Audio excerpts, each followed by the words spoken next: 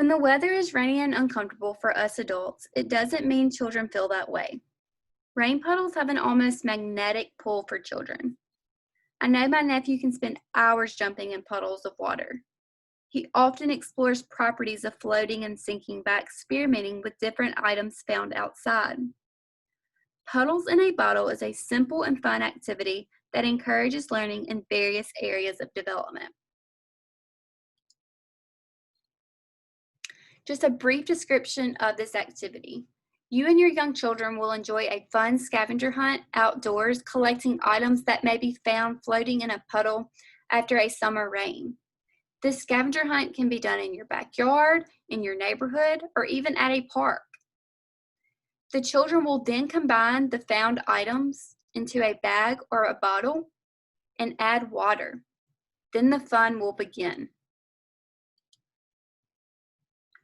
Before you go on the scavenger hunt with your young children, you'll want to talk and discuss about the items that they are looking for. You'll want to relate back to previous play experiences when they played in a puddle of water, what they saw. Then you will go on the scavenger hunt with your children and collect those items found and place them into the bag or the bottle. You will then add water and begin to observe the creation and explore. This activity is very simple and does not require many materials at all. You'll need a water bottle of your choice or a Ziploc bag. I suggest a medium-sized Ziploc bag. A bowl with water, as well as measuring cups for your children to scoop the water and pour it into that bottle or bag. And lastly, those nature items collected during the hunt.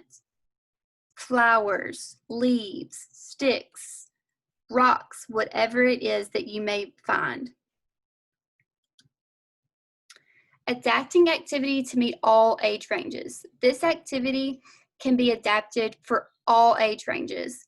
Today we're going to talk about how we can adapt it for young infants, mobile infants, toddlers, and preschoolers.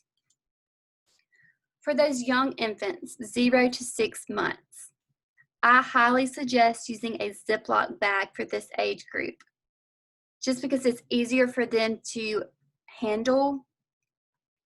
They can explore it with their hands. When they're during tummy time, you can place it in front of them and they can use their hands to explore the different objects and investigate the nature bag. The parents will take the main lead in constructing their nature bag.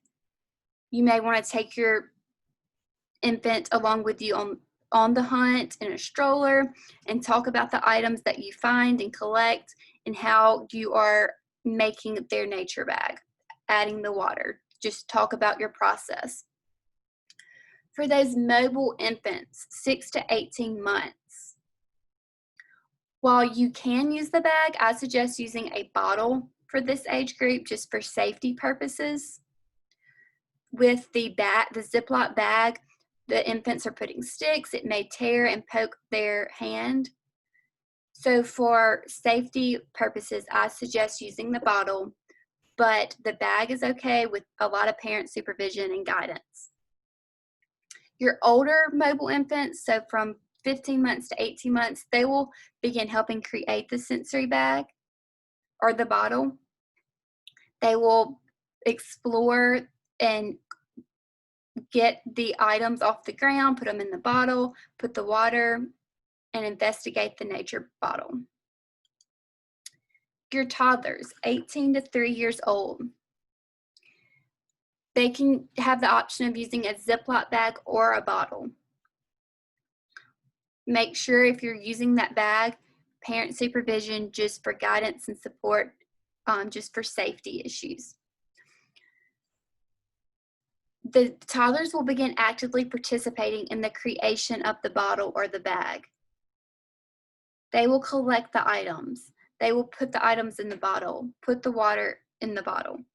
Preschoolers as well, creating the bottle, the bag independently. Strategies for parents to reinforce learning and development throughout this activity. You want to name and describe items and what they see during the hunt. Be descriptive as much as you can. Instead of just saying, "Ooh, that's a leaf," say, "Ooh, that is a big green leaf." The more adjectives and adverbs used, the better. Describe step-by-step process of creating the bottle or the bag. Give them step-by-step directions so they will know how to create it. Ask those open-ended questions, those questions that require more than one word answers. How does that stick feel? What do you hear in the woods? Encourage curiosity. Ask those predicting questions. What do you think is going to float in your bottle? Or what's going to sink? Get them to thinking. The importance of puddles in a bottle. This activity promotes development in all areas. For science and math skills, children are measuring. They are learning about cause and effect, absorption. They are observing objects that sink and float. For example, they will be observing the flowers inside the bottle become transparent after a couple days. Children are able to expand their vocabulary and language skills as they describe their play experience. They're following 2 to 3 step directions, and their vocabulary development is building. Social skills are worked on by learning about sharing. As you can see in this picture, the siblings, the brother and the sister are sharing the items found during their scavenger hunt. They're sharing the measuring cups, the water. Fine motor skills are improved by manipulating small objects as they're picking up those objects off the ground and putting them in the bottle. They're scooping up water and pouring it into the bottles or the bags. Also improving their self-regulation skills. The bottles can be used as a calm down jar to help children relax and learn to self-regulate. We would love to see your creations of your bottles and your bags that you create with your little ones at home. Please add pictures of your bottles or bags in the comment section below and let us know how that activity worked for you guys. I would love to stay connected with you all. Email me with any questions or topics you would like to learn more about.